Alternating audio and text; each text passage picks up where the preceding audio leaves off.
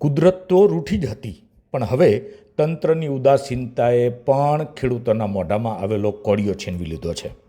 ઉનાળાની શરૂઆતે જ માવઠાએ ધરતીપુત્રોની કમર તોડી નાખી છે. દ્રશ્યો સામે આવ્યા છે એશિયાના સૌથી મોટા ગંજ બજાર એવા ઊંઝા એપીએમસીના.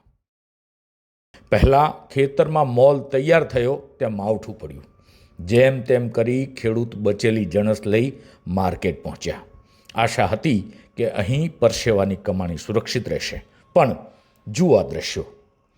આગાહી હોવા છતાં ખુલ્લા આકાશ નીચે લાખોની કિંમતની જણસ ભીંજાઈ ગઈ.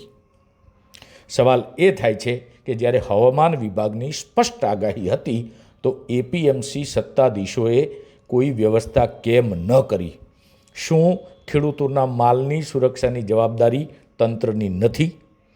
કરોડોના ટર્નઓવર ધરાવતું આ યાર્ડ ખેડૂતોની મહેનતને તાડપત્રીથી ઢાંકવામાં પણ નિષ્ફળ ગયું.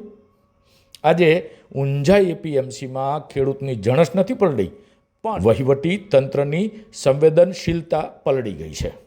હવે સવાલ એ છે કે ખેડૂતોની આ નુકસાનીની ભરપાઈ કોણ કરશે?